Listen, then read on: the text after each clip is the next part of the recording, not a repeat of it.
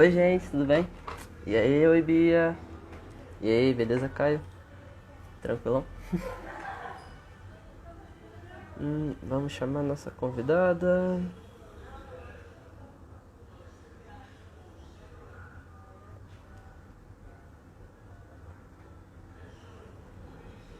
Dada, vamos ver como é que vai ser. Vamos começar.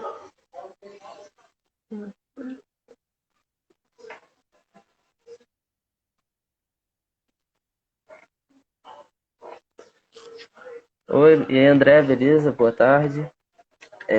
Vou esperar a Helena aceitar a solicitação pra gente já começar, né? A gente vai conversar um pouquinho com a Helena Tavares, que é jornalista e escritora carioca, que vai falar um pouquinho sobre a luta de Dom Pedro e a geopolítica na Amazônia, né? Então, o tema é bom, rapaziada. Gente, ela não tá aceitando.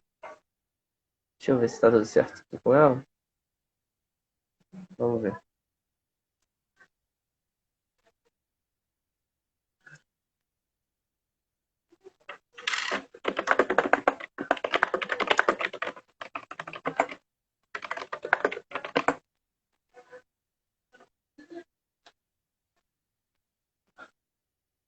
Oi, Helena, você tá assistindo a live? Você aceita a solicitação para participar dela comigo?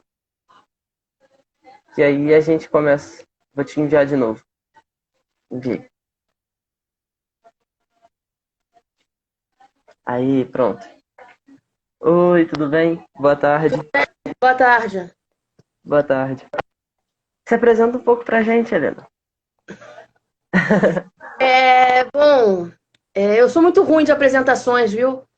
Mas eu sou jornalista por formação, né? Sou formada pela faixa, sou conselheira da Associação Brasileira de Imprensa, e tenho 3 livros publicados.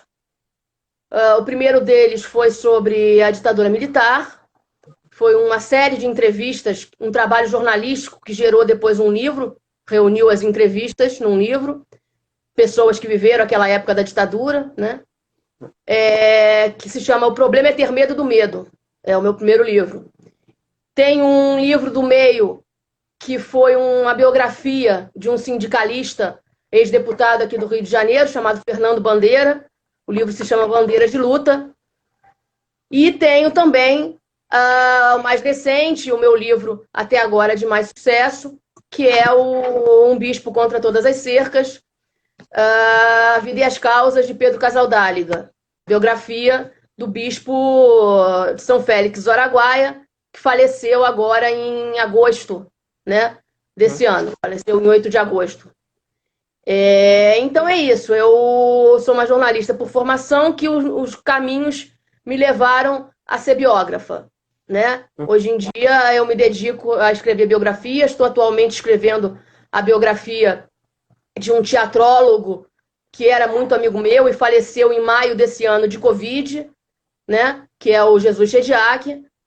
Eu estou me dedicando a esse trabalho atualmente e tenho sempre muito prazer de falar sobre o Pedro Casaldáliga, né? Que é o objetivo dessa live de hoje, né?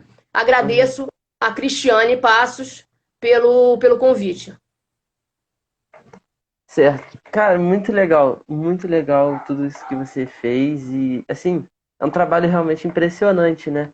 Mas aí, como a gente tem um tempo limitado de live, que é o que o Instagram permite, a gente já vamos dar início à sua apresentação, né? Falar sobre o tema. Pode começar. Tá bom. Bom, geopolítica não é exatamente a minha área de atuação, né? Mas até, vamos dizer, muito graças à minha formação consistente no Pedro II, inclusive, que eu estudei com a Cristiane, né? Fomos colegas de turma, né? Eu tive uma formação sólida que me permite ter essa visão geopolítica, embora eu não tenha me aprofundado nisso. Para falar disso, eu pensei, como o tempo é de 45 minutos, segundo me foi informado, né? É um tempo, não é tão grande, mas para mim já é bastante grande, né? Eu pensei em iniciar falando sobre a história do Pedro, né? Porque a história dele é de uma pessoa que veio da Espanha, né, para o Brasil, né? Então, geopoliticamente falando, o Pedro nasceu no chamado Primeiro Mundo, né? Uhum. Ele nasceu no centro do mundo dito civilizado, né? Na Europa. Ele nasceu em Barcelona, na região autônoma da Catalunha, e viveu a sua infância rodeado por gado, né? Porque a família dele era uma família de pessoas que tinham uma pequena fazenda. O pai dele era leiteiro, né? Então tirava o leite das vacas e tal. E no aspecto político, a infância do Pedro foi passada sob a Guerra Civil Espanhola, né? E foi algo que marcou muito a vida dele, né? Ele morava onde ele nasceu, um vilarejo chamado Balsarreni, e é um vilarejo com muitas belezas naturais, ruínas de castelos antigos, né? E ele sempre gostou de viver rodeado pela natureza. E já adulto, ele foi muito influenciado por dois acontecimentos, um político e o outro religioso, sendo que o religioso também teve desdobramentos políticos. Eu me refiro à Revolução Cubana, né? Que o Pedro era um jovem padre quando o Che Guevara foi assassinado, né? E ele participou de um concílio, de um encontro no Vaticano, em que esse encontro ficou marcado para ele porque deram um apelido para ele de Che Guevara, né? Ele era chamado de Che Guevara. O Che Guevara tinha acabado de ser assassinado e ele, como era um jovem rebelde, um padre rebelde, era conhecido então como Che Guevara, né? E também estava acontecendo naquela mesma época o Concílio Vaticano II, né? Que foi um grande encontro da Igreja Católica no início dos anos 60 e que mudou a visão da Igreja Católica para uma abertura maior para as causas sociais, uma igreja mais comprometida com os pobres, né? E isso também influenciou muito a vida do Pedro. E outra questão que influenciou a vida do Pedro antes dele chegar ao Brasil foi a viagem dele à África, né? Ele foi à África, à Guiné Equatorial, que era, na época, uma colônia da Espanha, né? E, naquele momento, ele percebeu que ali, num país tão subdesenvolvido, num país com pessoas realmente tão miseráveis, né?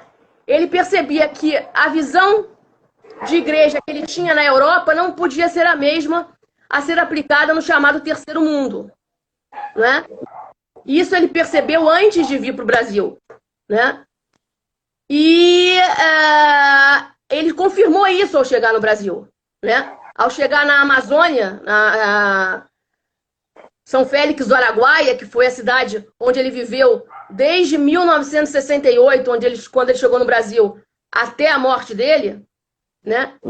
É a região da chamada Amazônia Legal, né? É uma região de fronteira agrícola, né? É banhada pelo Rio Araguaia, né? Engloba ali o chamado Vale do Araguaia. Várias cidades são banhadas pelo Rio Araguaia. Temos São Félix do Araguaia, temos Conceição do Araguaia, temos São Miguel do Araguaia, temos muitas cidades que têm o nome de Araguaia e que ficam ali naquela região da chamada Amazônia Legal, né? Se você está em São Félix, a cidade onde ele viveu, e você olha para o outro lado da margem do rio, você vai estar olhando para um território que é um território de índios, os índios Carajá, que é a Ilha do Bananal, né? A Ilha do Bananal, ela já pertence ao Tocantins, que antigamente era Goiás, né? Então, de um lado, você está em São Félix, Mato Grosso, do outro lado, você atravessa o rio, você está na Ilha do Bananal, lá com os índios, está já em Tocantins, né? Embora seja uma região muito bonita, uma região até turística, paradisíaca, né? Porque tem praias muito bonitas lá. É uma região que ficou pejorativamente conhecida como Vale dos Esquecidos. Né? Você só chega lá através de estrada de terra, né?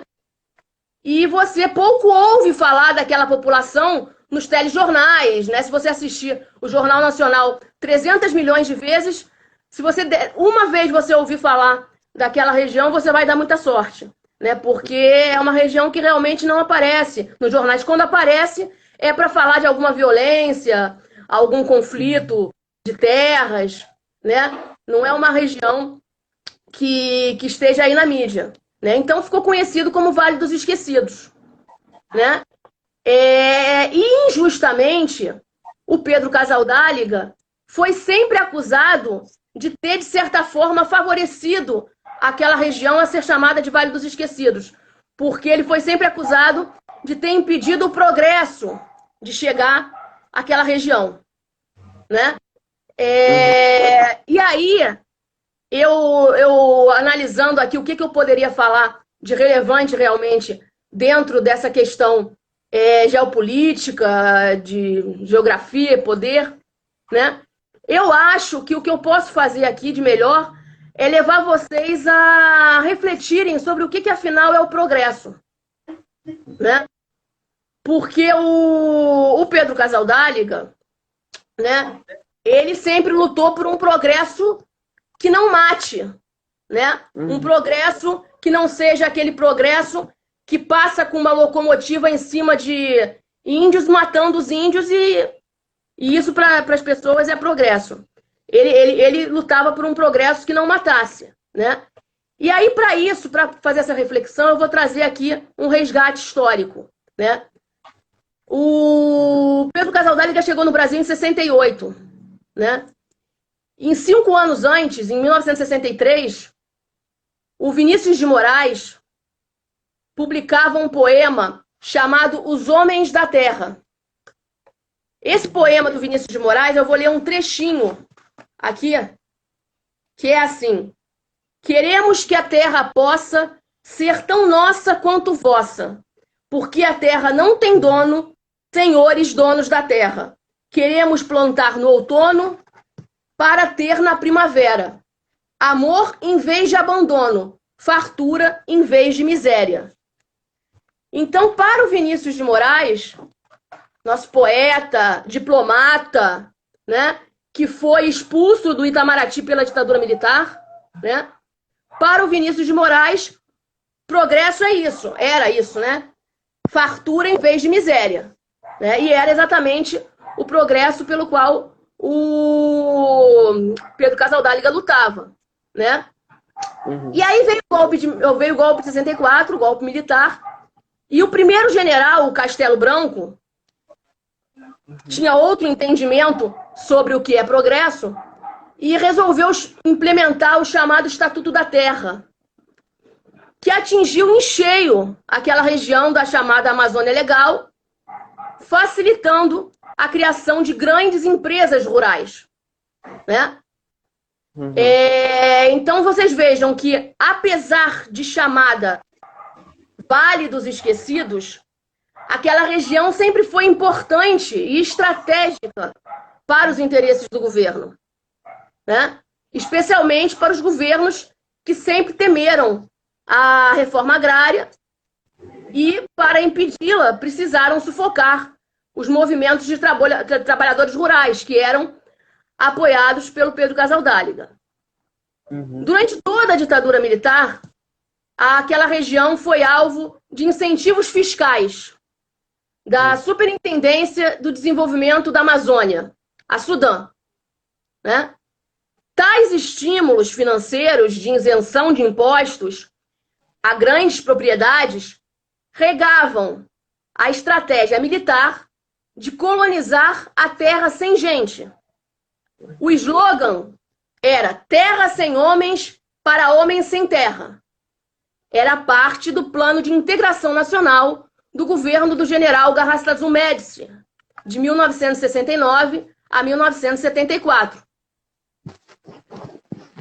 Só que, mais do que uma terra sem homens, aquela região era, nas palavras do Pedro Casaldáliga, uma terra sem lei, né? Ou seja, as regras eram, e até certo ponto ainda são, decididas pelos coronéis da terra e colocadas em prática pelos jagunços, na faca ou na bala, né? Um vale tudo, né? Com a morte batendo a porta. Uhum. E o Pedro Casaldáliga teve oportunidade realmente de ver a morte batendo a porta em diversos momentos, né? Teve uma ocasião em que colocaram na porta da casa dele 3 caixotes, né? Cada caixote eram caixotes de sapato. Cada caixote de sapato tinha uma criança morta dentro, né? Colocaram isso na porta da casa dele para assustar mesmo, para mostrar tentar mostrar quem mandava ali, né? Ele não se intimidou, né? E viveu toda aquele período da ditadura, né? E no período Médici, que a gente estava falando aqui do período Médici, houve um movimento, digamos assim, no sentido de eliminação realmente das pequenas propriedades, né? E isso se alinhava com uma política que era de substituição do capital comercial pelo capital industrial, né? Isso foi implementado pelo então ministro da Fazenda, Delfim Neto, que ainda é vivo, né? E ele buscava dar hegemonia às grandes propriedades, atendendo assim aos anseios dos grandes latifundiários, né?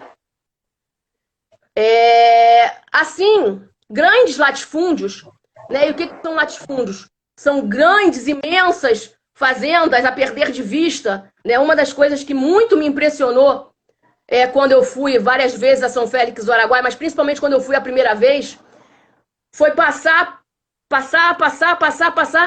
terra, terra, terra, terra, terra. Aí eu perguntava, de quem que é essa fazenda? Aí de fulano. Aí daqui a não sei quantos quilômetros eu perguntava, de quem que é essa fazenda? É do mesmo fulano. E de quem que é essa fazenda? É do mesmo fulano. Pedaços enormes de terra que eram de uma única pessoa, né? Isso é o latifúndio. E o Pedro chegou a comentar, quando ele chegou no Brasil e se deparou com esses latifúndios, ele chegou a comentar em uma dessas fazendas, que era a fazenda Suyamiçu, ele chegou a comentar, isso aqui é maior do que a Catalunha, né? Um pedaço de terra maior do que a Catalunha. Não chegava a ser tão grande como a Catalunha, mas era quase, realmente. E pertencia a uma única pessoa, né? E então, essa política da ditadura militar favoreceu o latifúndio, né? Favoreceu a formação desses latifúndios. Naquele cenário, uma figura como Pedro, se ele fosse um outro tipo de religioso, de padre, ele poderia até ter se tornado um fazendeiro, né? Mas não foi a opção dele. Então ele, firme lá na fé dele, ele fez a opção pelos pobres, né? E fez disso um ponto fora da curva e se transformou realmente num ícone da resistência ao latifúndio, né? Muitas pessoas, e eu me lembro que quando o meu livro foi lançado sobre o Pedro, eu conversei com alguns jornalistas e muitos deles comentaram: Pedro Casaldáliga é um ícone da resistência contra o latifúndio. Fala assim, Pedro Casaldáliga lembra-se realmente de luta pela terra. Luta para que a terra seja de todos, né? Então ele se transformou, é claro, numa ameaça, né? Ele se transformou numa ameaça real aos que queriam manter os privilégios, né? E diante dessa ameaça, alguns fazendeiros tentaram resolver a situação à bala, né? Que é uma linguagem conhecida na região. E aí eu vou contar rapidamente 2 casos de situações em que o Pedro quase foi assassinado, né? Um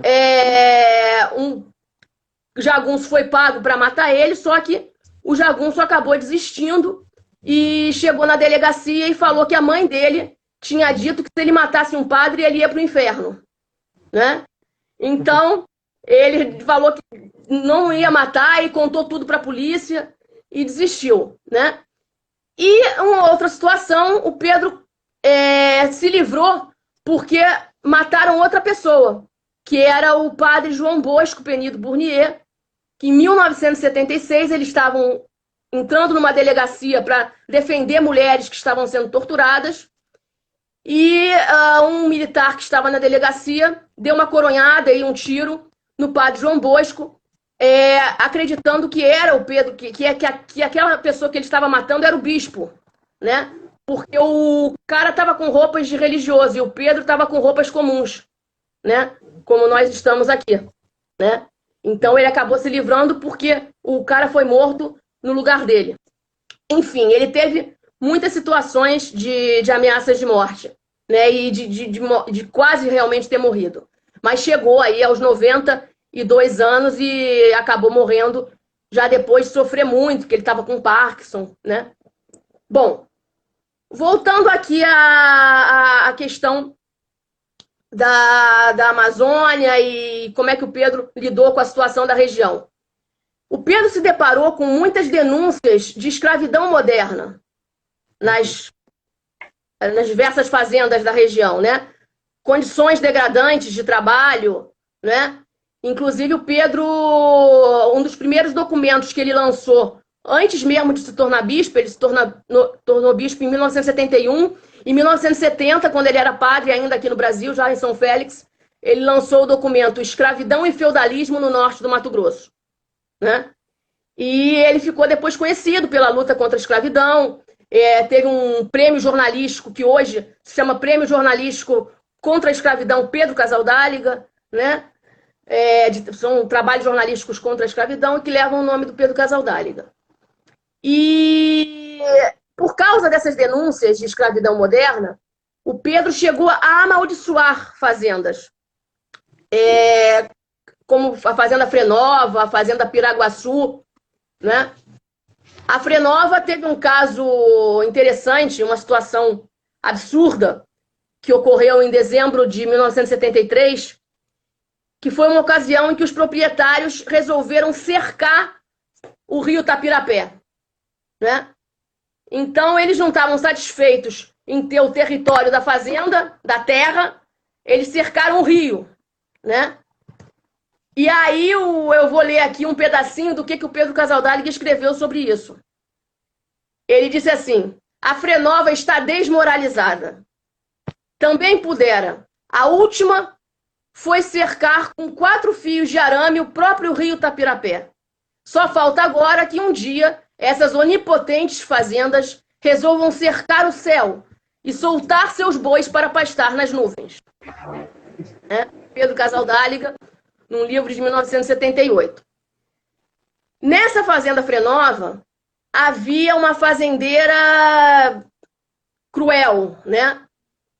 E sobre essa fazendeira, um amigo meu, que era agente de pastoral do Pedro, o Zecão, escreveu um trabalho intitulado O Caso das Orelhas, né? Por quê? Porque, além de ordenar o assassinato de poceiros e peões, essa fazendeira pedia que a pessoa que fosse assassinar levasse para ela um pedaço da orelha do assassinato, né? Da pessoa que foi assassinada. E é um costume que, inclusive, remonta ao Brasil Império, né? E que, na época que o Pedro teve muito atuante, lá na década de 70, isso ainda acontecia. Não sei se acontece ainda hoje, né? Mas naquela época ainda acontecia. E como o Pedro era uma voz para o povo da região, o povo, então, sempre fazia denúncias para ele, né?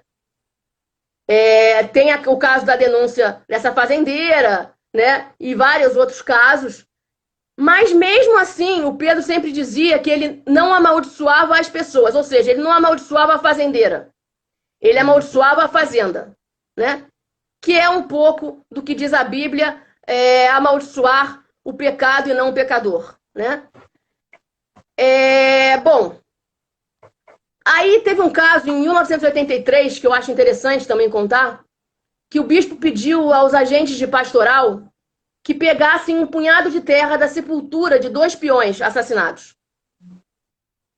O Pedro colocou a terra no altar e proferiu: ai de ti, Paraguaçu, ai de ti, Frenova, nenhum peão trabalhará mais nas suas terras. Né? Então ele estava amaldiçoando e ele estava fazendo ali também o que Jesus fez em uma determinada passagem bíblica que fala: ai de ti, Jerusalém. Né? Então ele fala: ai de ti, Piraguaçu, ai de ti, Frenova, repetindo essa palavra de Jesus. Né? E aqui cabe fazer um comentário interessante, né?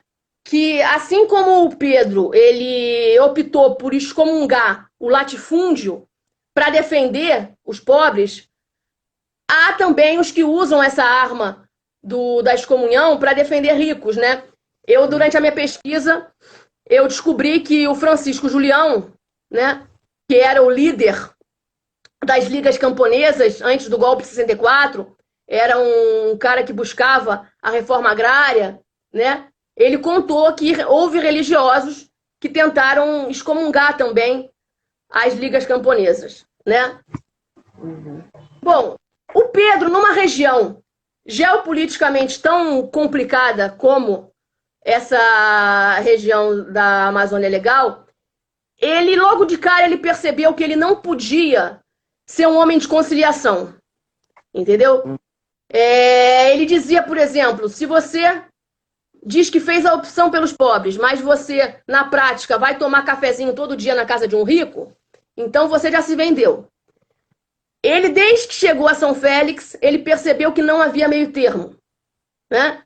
Se havia de um lado peões, poceiros, índios, enquanto de outro havia os latifundiários, os empresários, o governo, então ele precisava deixar o mais evidente possível a sua opção pelos pobres em oposição àqueles que fazem uma opção pelos nobres.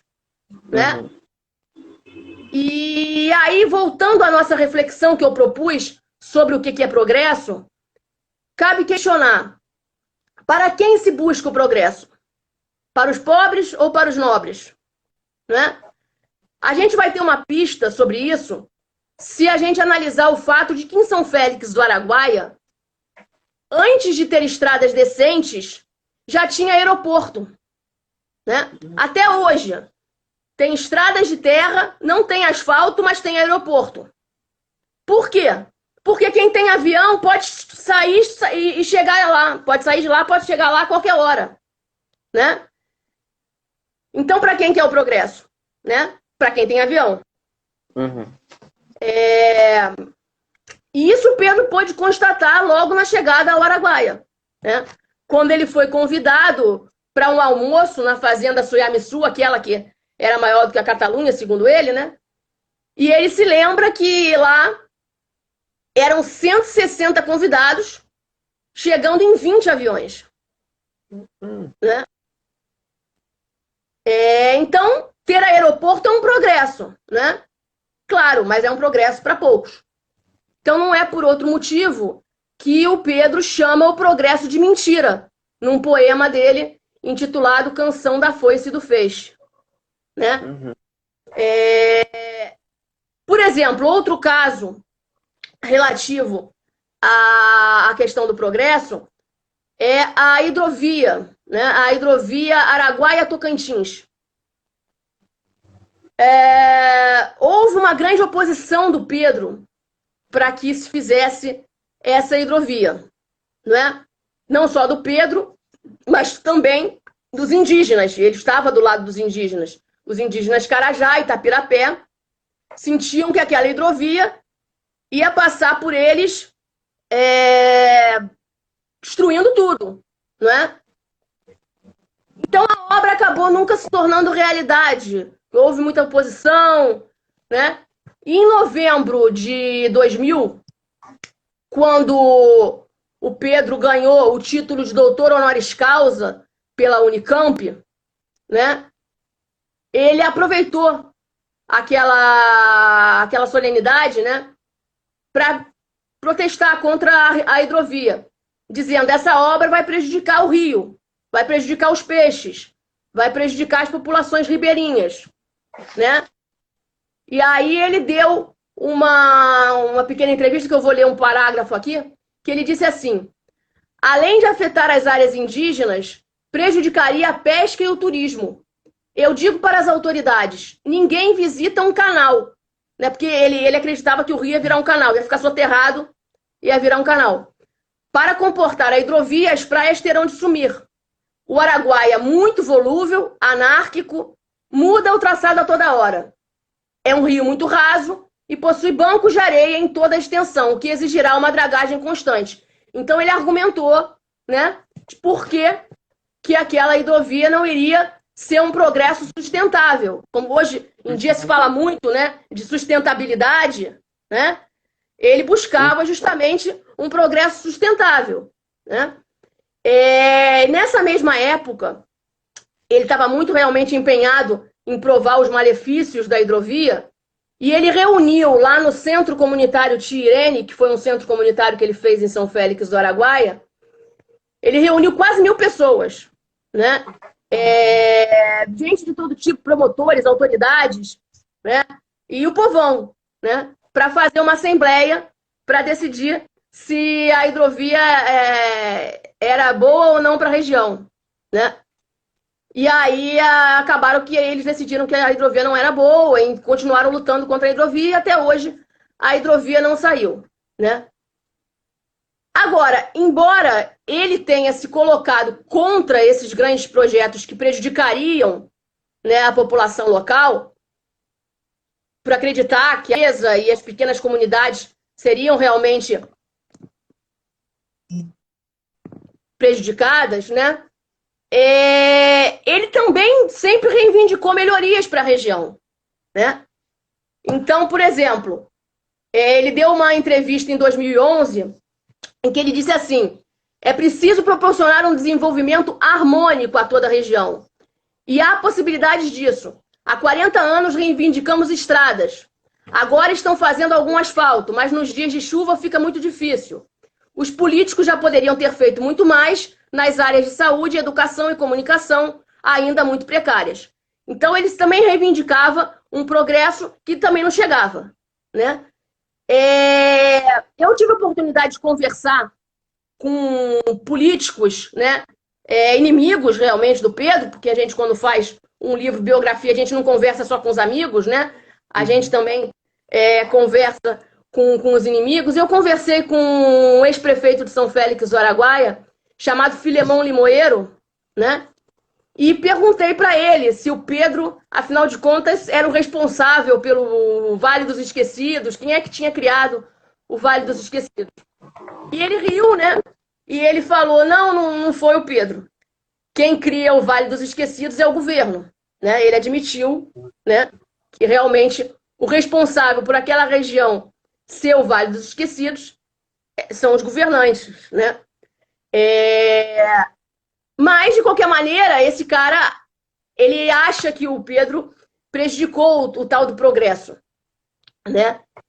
E aí ele citou, quando eu falei com ele citou um caso de um conflito de terras que houve na região recentemente, em 2012, né? E aí é importante eu falar sobre esse conflito, porque foi o conflito que eu conheci de perto no dia que eu estava indo entrevistar o Pedro, né? Eu conheci o Pedro por causa do trabalho do meu livro da ditadura, né? Por causa do... Eu fui entrevistar ele especificamente sobre a ditadura, eu não tinha intenção de fazer uma biografia dele. E, coincidentemente, setembro de 2012, estava ocorrendo um conflito de terras na região. Eram os índios Chavante, né, contra os poceiros de uma região que era pertencente ao Chavante, era a região que hoje é conhecida como Maraiote Sede, tinha sido decretada como terra indígena, mas estava ocupada já há muitos anos por intrusos, né? Que naquele momento o governo Dilma tinha decretado que aqueles intrusos precisavam sair dali para que a região fosse devolvida para os índios Chavante, né? E esse Filemão Limoeiro, esse ex-prefeito que eu entrevistei, ele tinha terras na região, né? Então ele estava com terras em cima de território indígena, né? E isso é uma briga constante que ocorre naquela região da chamada Amazônia Legal, né?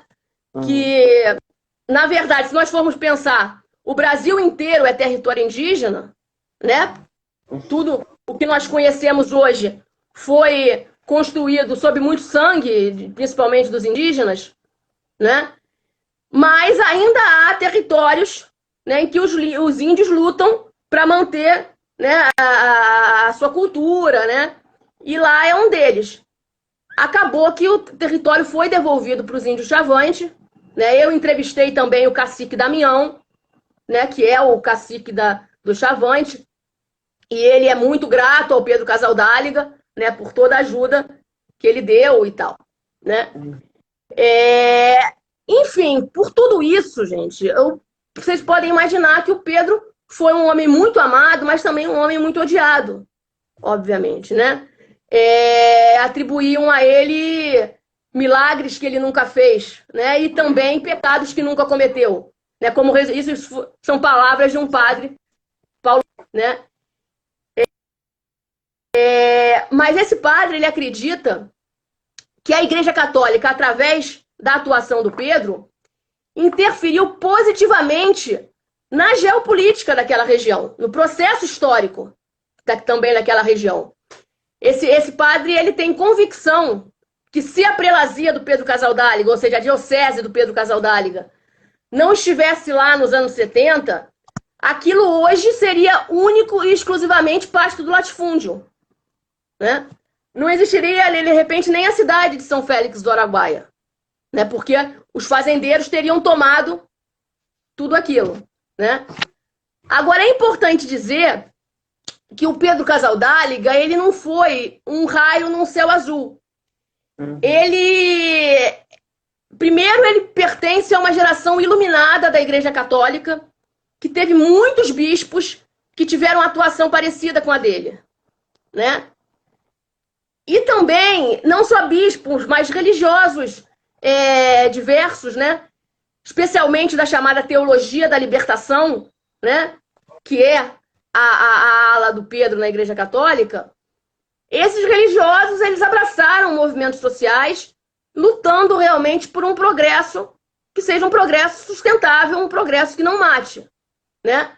Eu vou citar aqui a criação de alguns movimentos, como a criação da Comissão Pastoral da Terra, que foi criada com a ajuda do Pedro Casaldáliga, né? Que é um braço da CNBB. A CNBB é a Conferência Nacional dos Bispos do Brasil, né? E a Comissão Pastoral da Terra é um braço da CNBB para as questões do campo, para as questões lá, principalmente da região amazônica. E também o CIMI, né? O Conselho Indigenista Missionário, né? Que é um braço da CNBB para as questões indígenas, né? E vale lembrar também que o movimento dos Sem Terra, né, que é hoje um movimento politicamente muito relevante, no início dos anos 80, 81, 82, eu não sei exatamente o ano que ele foi criado, não me lembro agora, mas foi criado com a ajuda de muitos religiosos, dentre eles o Pedro Casaldáliga, né? Agora, como o mundo é feito de oposições, né? Luz e trevas o tempo todo, a gente tem que pensar que logo que foi criado o MST, foi criado a CPT, né? Foi criado também pela direita a chamada União Democrática Ruralista, né? A UDR, que era comandada nos anos 80 pelo Ronaldo Caiado, que hoje é governador de Goiás, né? Lá para os meados dos anos 80, acho que 1986, se não me engano, a UDR foi acusada por movimentos sociais de ser responsável pela morte, pelo assassinato do padre Josimo, né? Naquela época era uma época de muito conflito de terras, era uma época de muito assassinato de padres, era uma época de muito assassinato de líderes de movimentos rurais, né? E a gente, infelizmente, vê que isso está voltando. Nós tivemos essa semana um líder do MST do Paraná, se não me engano é do Paraná, assassinado, né? Então, infelizmente, é um processo que a gente está vendo de volta, né? E aí, para terminar, para concluir, que eu acho que eu já estou chegando aqui no meu limite, eu queria fazer um comentário. Falei do Ronaldo Caiado, que era o líder da União Democrática Ruralista, né, movimento de direita. O Caiado, ele deu uma declaração para o Estado de São Paulo, jornal Estadão, né, em 1987, dizendo assim: para nós, produtores rurais, governo democrático é aquele que faz o que nós queremos e até impomos, não aquele que quer nos ditar normas. Isso é ipsis literis o que ele falou. E aí, sobre essa declaração do Caiado, o Pedro Casaldáliga escreveu num diário, em 2007, ele escreveu: evidentemente que esse nós são eles, e somente eles, os proprietários, os privilegiados. Democracia, portanto, para os neoliberais ou neocapitalistas, não tem nada a ver com a imensa maioria popular. O povo fica fora dessa democracia. O sonhado governo do povo pelo povo passa a ser um governo contra o povo. Que o Senhor nos livre de todas essas democracias. Pedro Casaldáliga, 2007. Bom, então era essa a contribuição que eu gostaria de dar, né? Eu acho que a situação da Amazônia hoje é ainda muito pior do que era na ditadura militar, né? Nós estamos vivendo realmente sob um governo de destruição, de terra arrasada, né? A necropolítica, né? A política da morte, né? E aí o Pedro Casaldáliga morreu e tem esperanças de que outros Pedros Casaldáligas surjam, né? Para fazer frente a esse tipo de política da morte que a gente está vivendo hoje. É isso. Olha, sem palavras para te agradecer. E assim, a gente ainda tem 18 minutos de live, né? Que o Instagram disponibiliza. Aí a gente. Ah, não tá conseguindo me ouvir? Tá me ouvindo? Aí. Deixa eu ver se eu consigo aqui.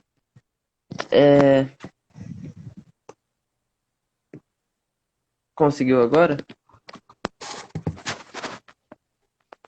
Gente, o pessoal do chat tá conseguindo me ouvir? Não tô te ouvindo. No chat tá dando? Pera.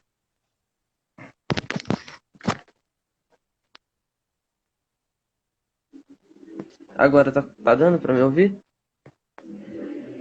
Tá? Não tô ouvindo. Ah, então nos.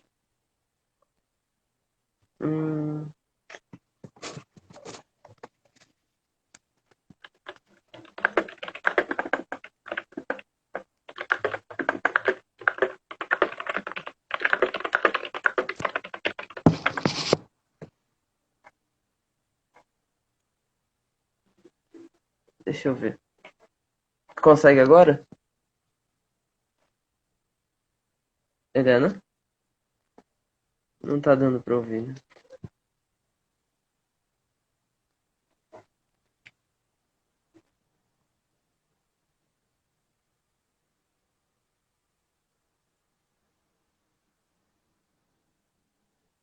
Alô? Não.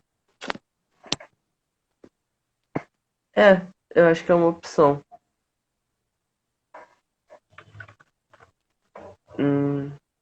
Deixa eu ver. Helena, você consegue. Ela não vai ouvir, né?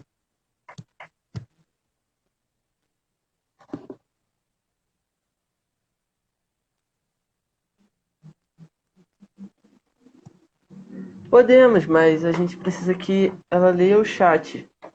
Mas acho que essa sim é uma opção. Helena consegue ver o chat? Será?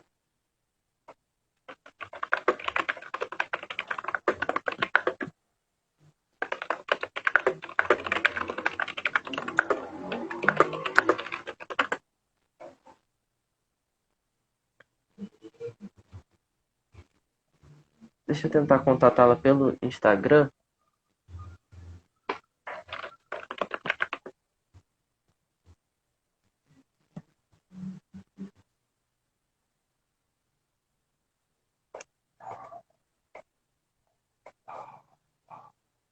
Gente, a gente está tendo problemas técnicos com o volume Você da está me Helena. ouvindo? Sim, Tem uma pergunta aqui, se não me engano. Eu não estou te ouvindo, não. Eu não estou te ouvindo. Mas a Cristiane, acho que é a Cristiane que está falando aqui para eu comentar sobre como a história do Pedro se assemelha a de outros religiosos e também sobre a importância da CNBB. Vou falar então sobre isso. Já não estou te ouvindo, mas eu vou falar então, tá? Bom, o Pedro Casaldáliga, ele teve um grande parceiro na criação da Comissão Pastoral da Terra, na criação do Conselho Indigenista Missionário, que foi o Dom Tomás Balduino, né? O Dom Tomás Balduino foi um dos grandes bispos daquela época. Ele era bispo de Goiás e foi um dos que eu posso dizer que estavam ali realmente na mesma trincheira do Pedro. Dom Tomás, inclusive, era piloto de avião, né? E eles brincavam até porque teve um dia que o Dom Tomás, piloto de avião monomotor, né? E teve um dia que eles estavam levando umas araras vermelhas, né? No avião, e o Pedro falou pro Tomás, só podiam ser vermelhas as araras, né? Enfim. E aí cada um interprete como preferir. Enfim, então ele teve esse parceiro grande que foi o Dom Tomás. Ele teve também como um grande parceiro o Dom Paulo Evaristo Arnes, cardeal arcebispo de São Paulo, né? Dom Paulo, diversos momentos o Pedro ele sofreu ameaças de ser expulso do Brasil, né? Porque o Pedro era catalão, não era naturalizado brasileiro, embora ele brincasse dizendo que ele teve uma vez que ele foi no Congresso para um evento lá sobre questões da terra e teve um deputado, um senador, que disse para ele: o senhor é bispo, o senhor é estrangeiro, o senhor não devia estar se metendo nas questões aqui no Brasil. E ele falou: olha, eu sou naturalizado pela malária.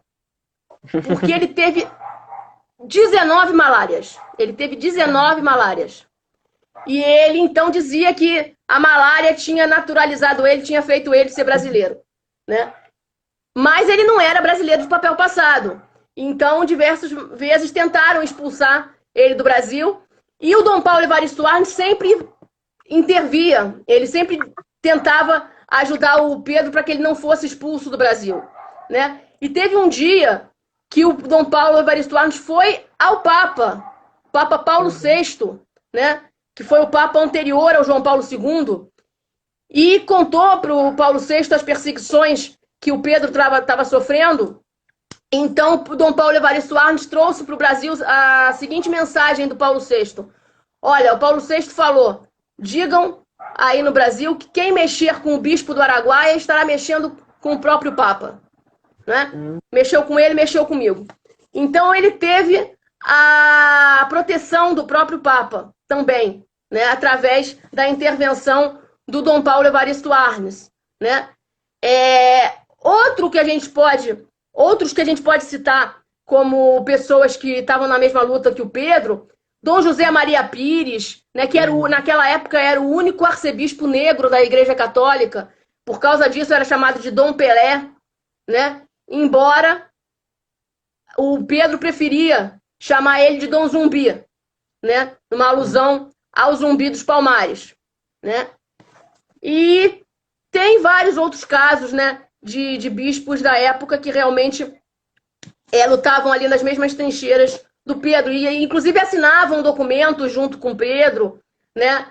Tem um documento que é um documento de título irônico, que foi uma bomba na época, que era Ijuca Pirama, o índio aquele que deve morrer, né? É irônico, né? Denunciando que o índio era um ser descartável, né? E esse documento foi assinado por vários bispos, né? Não só pelo Pedro Casaldáliga, né? Então, enfim, foi realmente uma geração iluminada da igreja, né? E a gente espera que possam aparecer aí novas pessoas para levarem adiante essas bandeiras, né? A CNBB, a Cristiane tinha pedido para falar sobre a CNBB. Eu acho que, embora com alguns problemas aqui, outro ali, a CNBB tem feito um papel importante na balança política do Brasil, né? Tem servido como uma voz da sociedade civil aí contra o autoritarismo do governo Bolsonaro, tem feito notas interessantes com relação a isso, né? E também sugiro que vocês procurem um documento assinado por 152 bispos, né, da CNBB. Não é um documento oficial da CNBB, mas são 152 bispos católicos que assinam um documento muito incisivo contra o atual governo, e tal. É um documento muito interessante também. Uhum. Você ainda está sem conseguir me ouvir? Acho que... Vou tentar me comunicar com ela pelo chat, gente.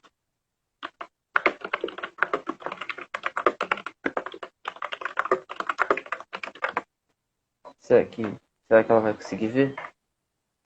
A gente espera e vê, porque realmente a gente não sabe o que é esse problema. Vamos ver. Ah lá, ela tá olhando, gente.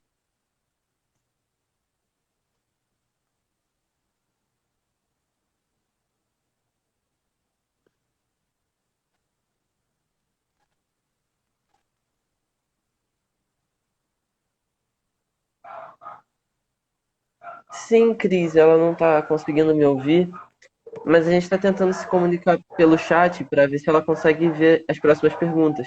Tipo essa do Cauê. Eu vou tentar reenviar.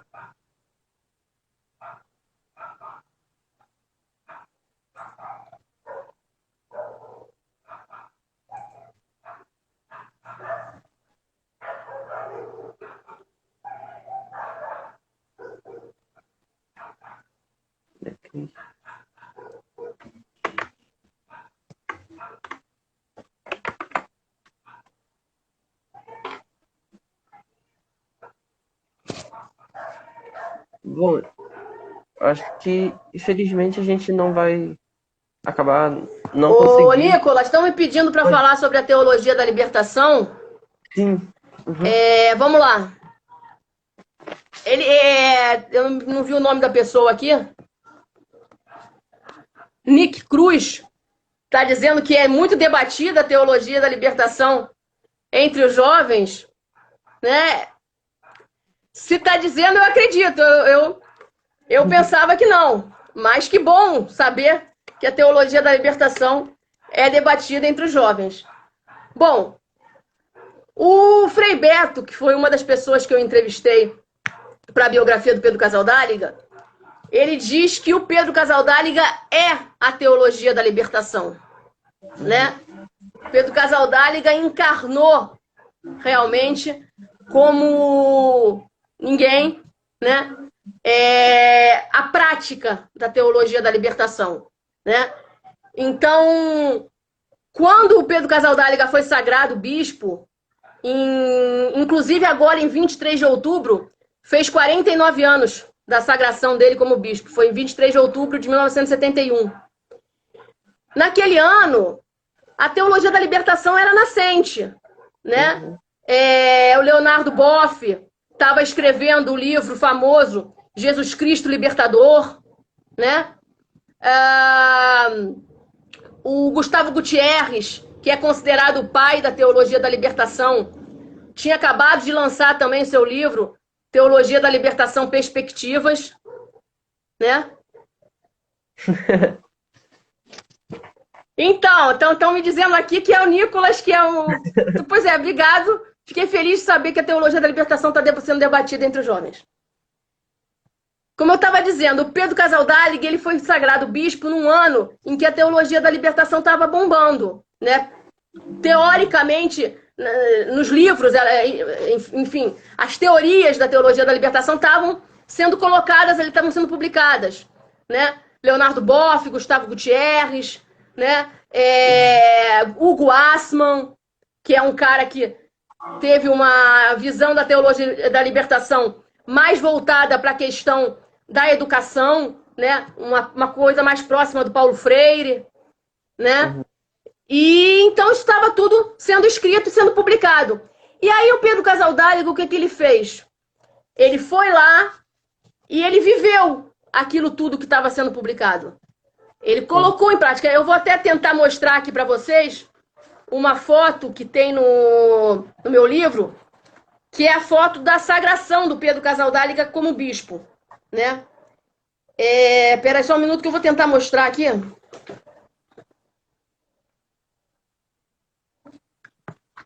Ver se eu consigo mostrar. Peraí. Aqui. Pedro Casaldáliga. Ele está na beira do rio Araguaia. Uhum. Ele está segurando o que o pessoal da igreja chama de báculo, que é um cajado, né? Isso aí, amigo, isso aí é um remo indígena. Ele pegou um remo indígena para fazer de báculo, de cajado, né? Ele está segurando na outra mão um chapéu de palha, que ele usou como chapéu dele, que é a famosa mitra dos bispos, né? E ele está também com um pano pendurado, que é a estola dos padres, que é um pano simples, um panozinho qualquer, né? Coisa mais simples do mundo, uma vaquinha magrinha lá atrás, Uhum. né? Então, isso é o retrato da teologia da libertação. Isso é a dessacralização da igreja no sentido de se despojar de qualquer símbolo de poder, né? Pedro Casaldáliga nunca usou anel de ouro. Ele se recusou sempre a usar o anel de ouro dos bispos. Ele usou a vida inteira um anel de madeira, chamado anel de tucum, que é uma madeira da Amazônia, um coquinho de uma madeira da Amazônia, que é esse anel que eu uso, né? E o Pedro Casaldáliga, então, ele se fazia realmente povo no meio do povo, né? Isso é teologia da libertação. O Papa Francisco, embora não seja declaradamente um adepto da teologia da libertação, ele tem muitas características, né, da teologia da libertação. E o Pedro Casaldáliga, ele estava muito feliz com o papado do Francisco, né? O Francisco, ele se despojou de vários símbolos de poder, né? Ele usa uma roupa branca sempre, com um crucifixo simples pendurado, nada muito extravagante, né? Nunca quis usar uns sapatos vermelhos que eram típicos do Papa, ele deixou aquilo de lado. Ele come no refeitório do Vaticano, junto com o povo, né? Isso é teologia da libertação, né?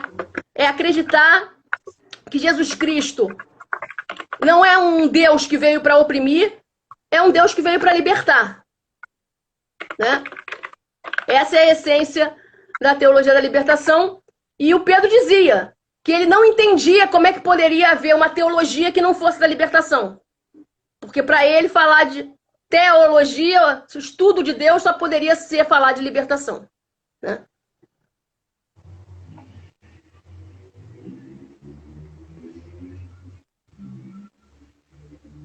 Tô vendo aqui que vai cortar. Eu lamento não ter te ouvido, viu?